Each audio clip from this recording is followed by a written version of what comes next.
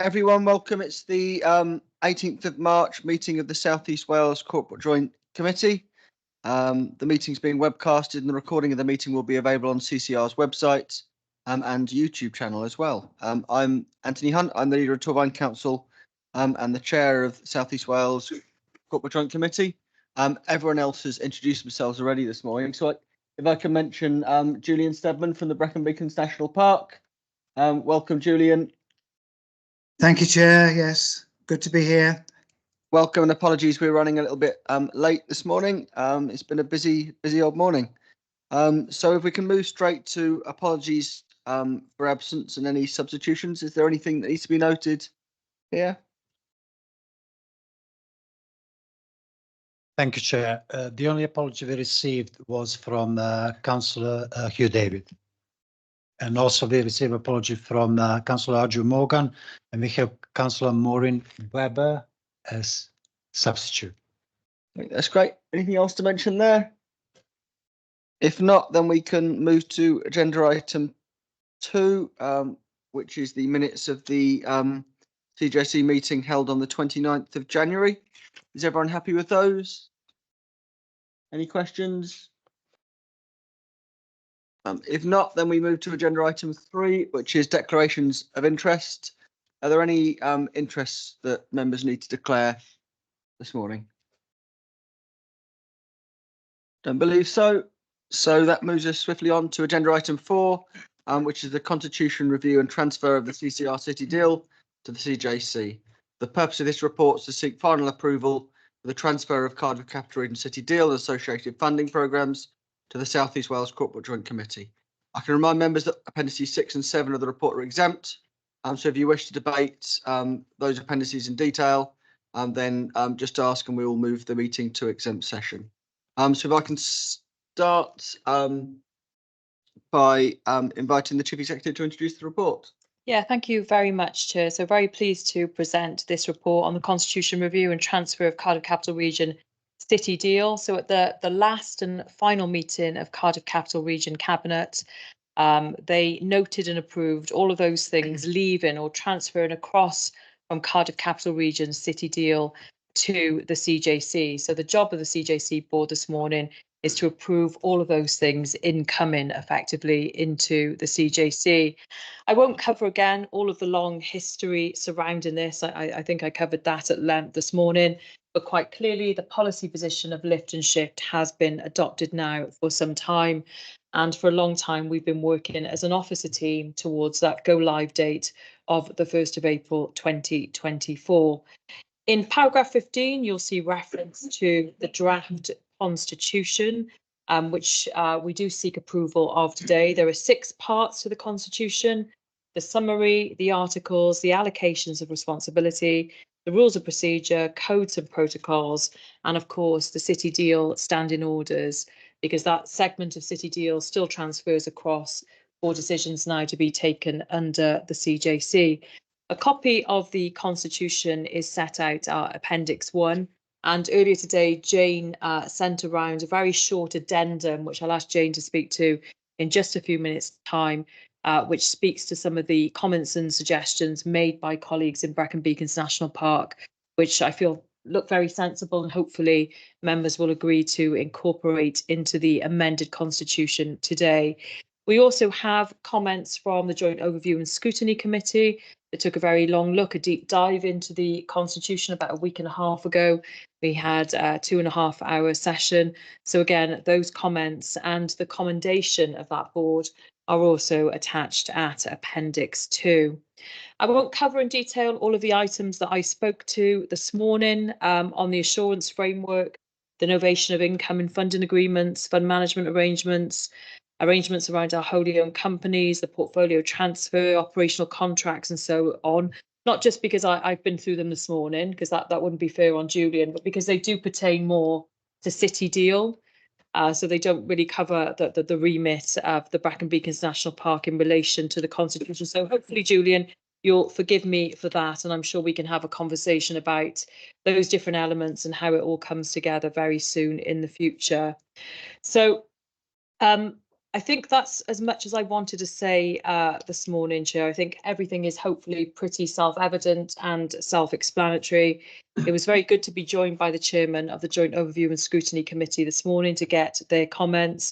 And I'll hand over to Jane now to discuss that short addendum and any points that you'd like to draw out, in particular, Jane, regarding amending the Constitution for those purposes which I referenced. Thank you, Chair. The document that's been circulated this morning makes some very minor amendments to the draft constitution that appears published with the papers. Those amendments all relate to the position of the Brecon Beacons National Park Authority. Firstly, they clarify the legislative definition of the National Park Authority's membership of the Corporate Joint Committee. And secondly, they clarify the National Park Authority's ability to nominate members to certain subcommittees.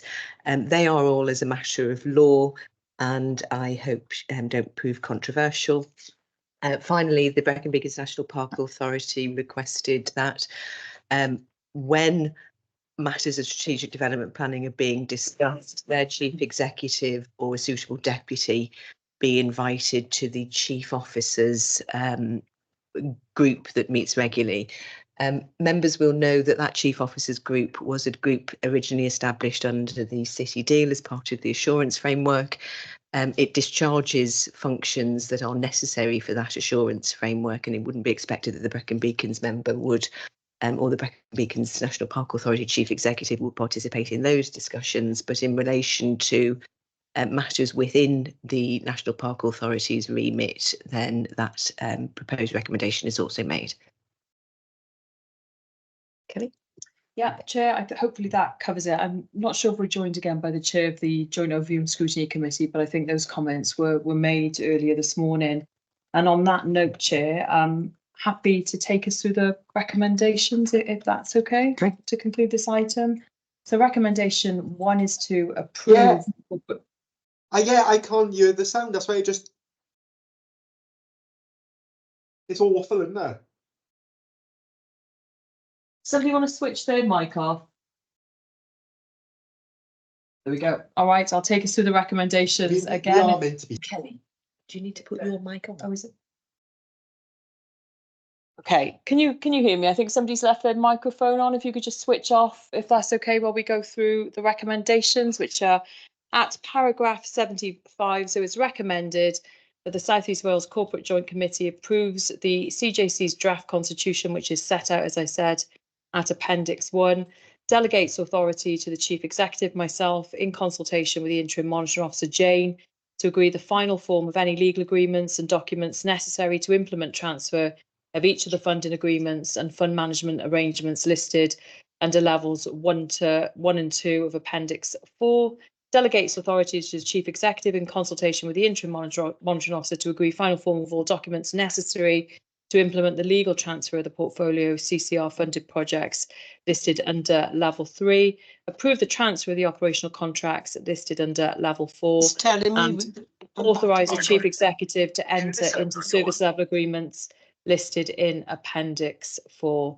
So, Chair, I will leave it there and commend this report to you. Thank you, Kelly, and thank you, Jane. I can open it up to any questions or comments. Julian, do you want to come in first?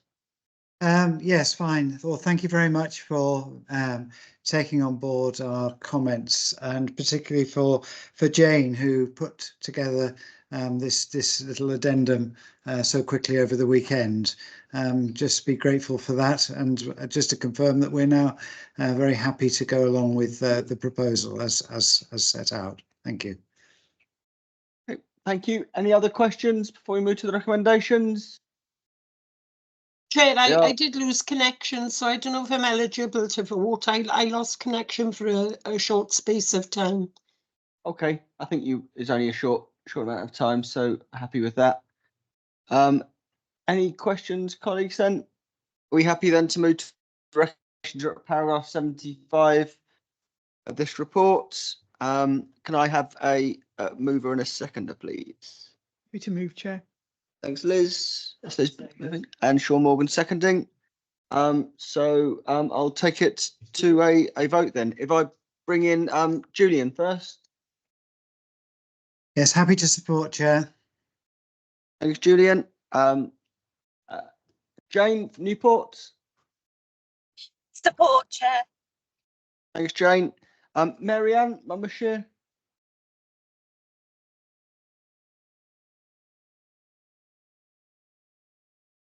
Marianne up on the screen. If I go to Blarney Gwent then, Steve. Support, Chair. RCT. Yes, support, Chair. Thanks, Maureen. And then if I go into the room then, Caerphilly.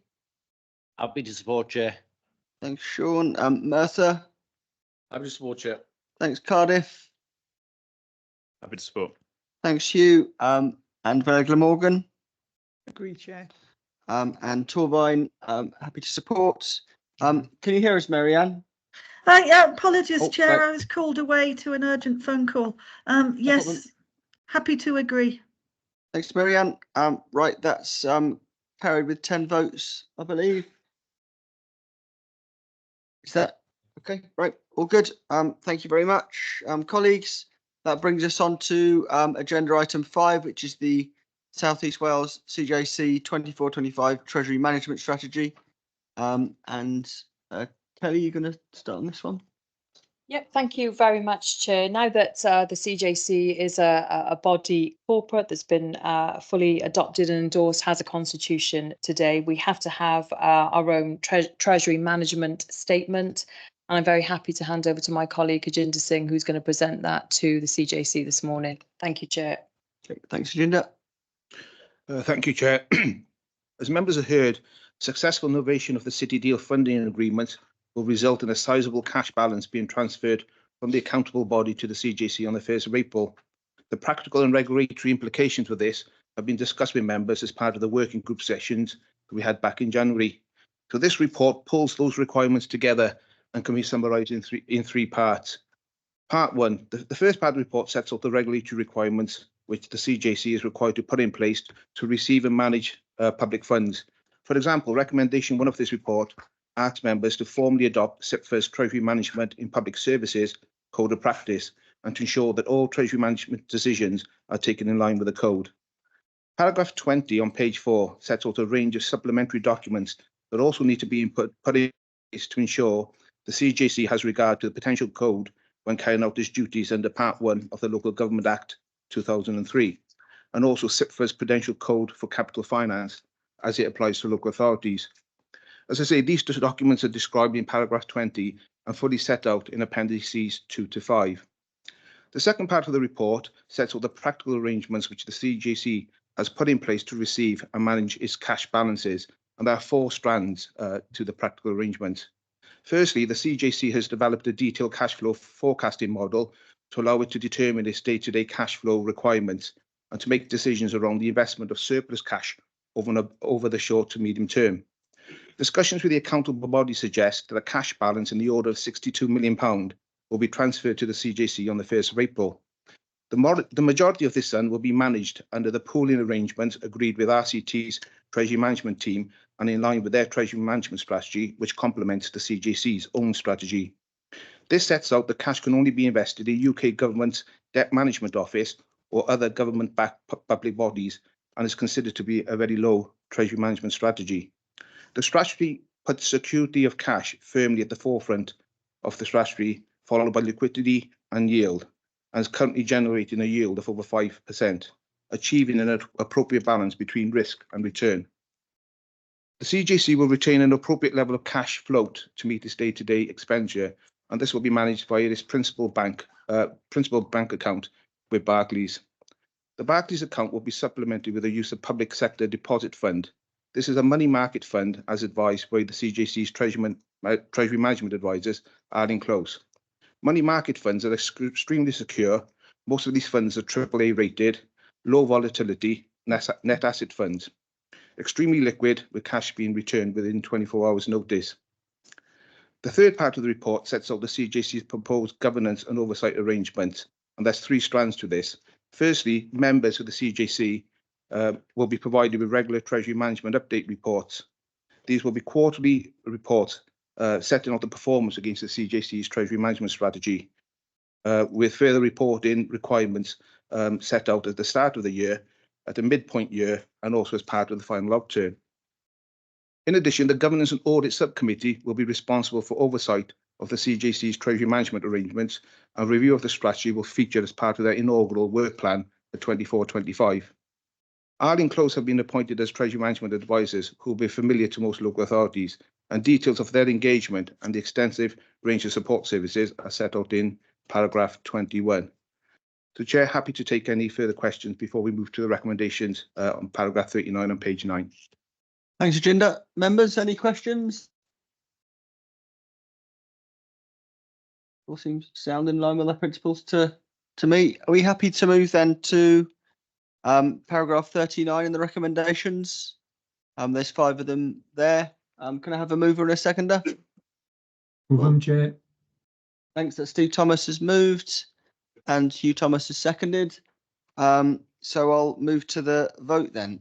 So if I take Julian first. Agree, Chair. Thanks. Monmouthshire. Agreed. Thanks. Blind Gwent. Agree, Chair. Newport. Agreed, Chair. Thanks. RCT.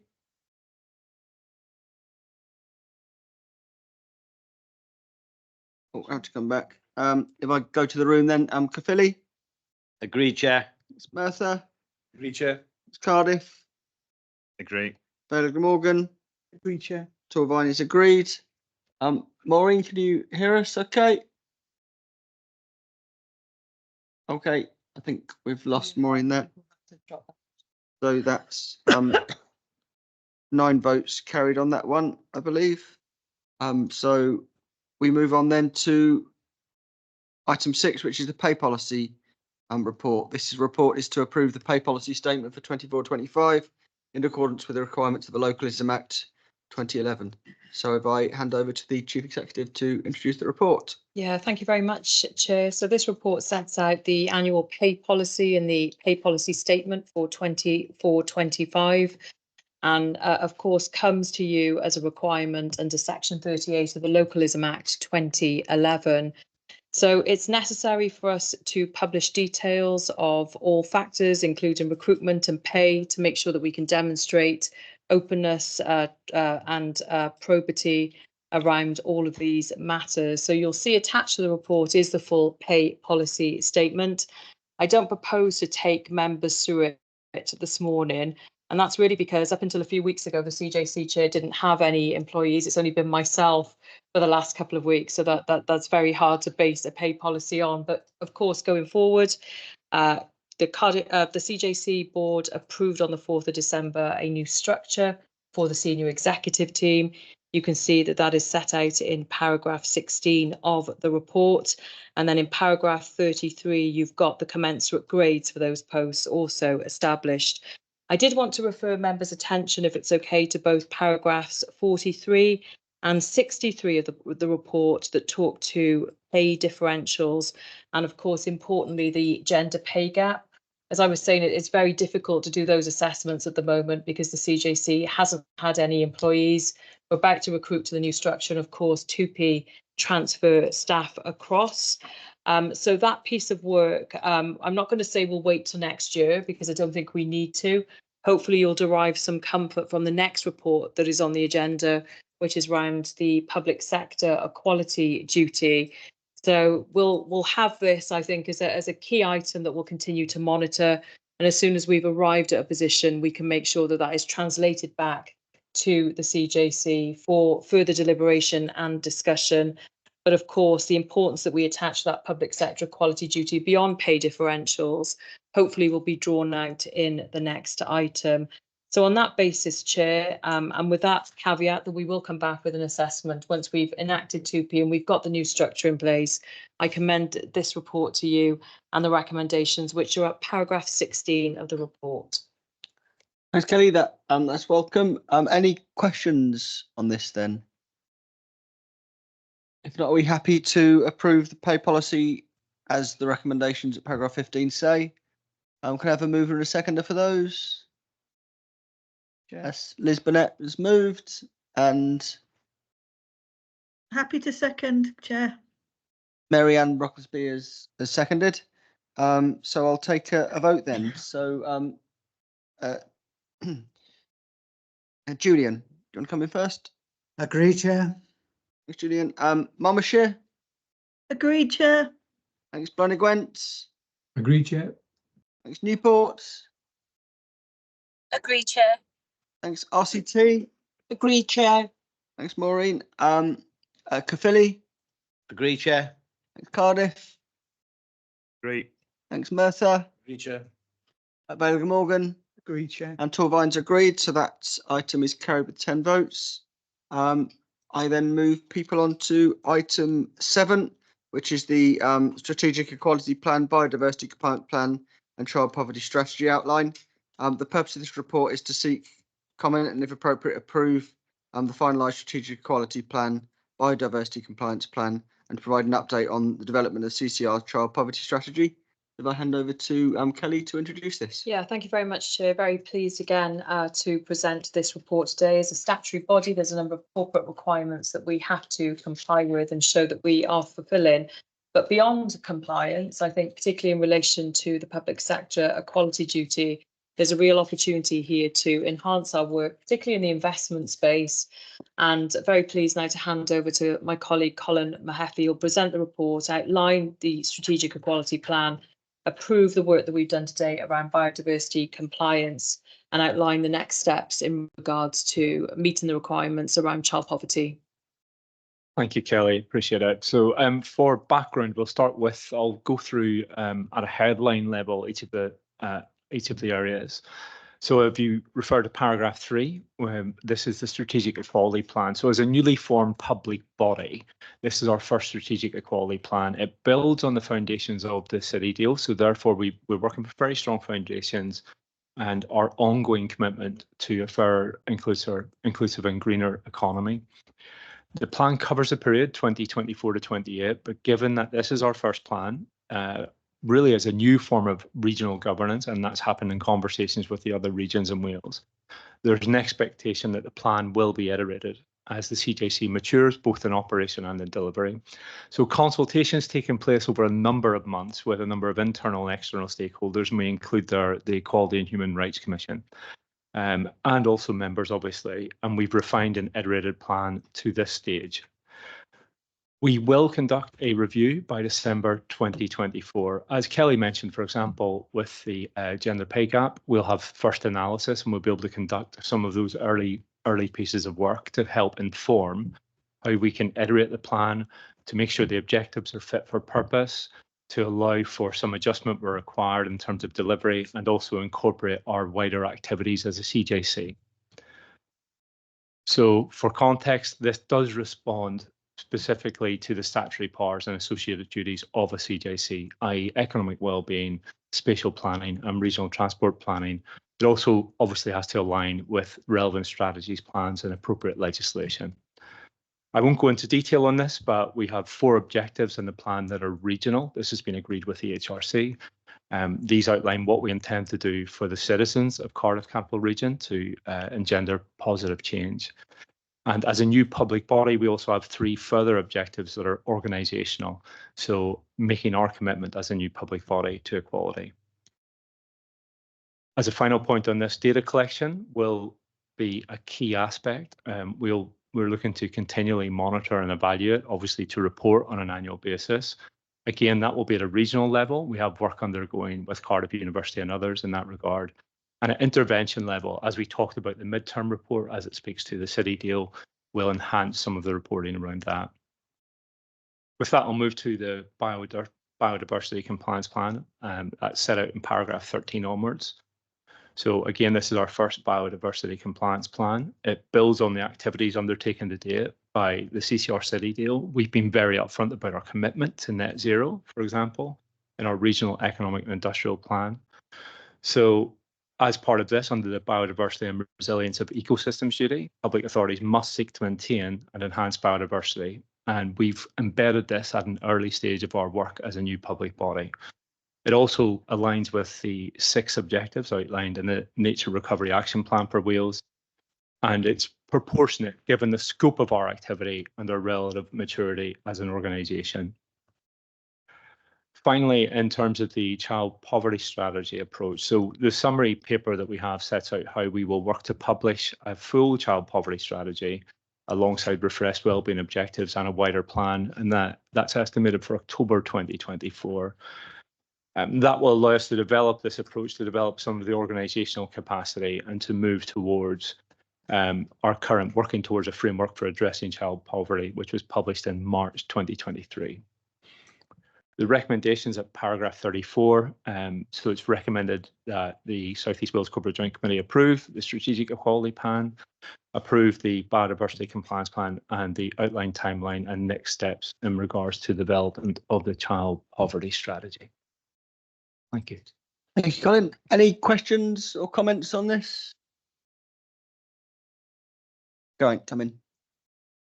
Yeah, I'd be interested to see how this progresses, because child poverty is massive in certain parts of our region more than in other parts.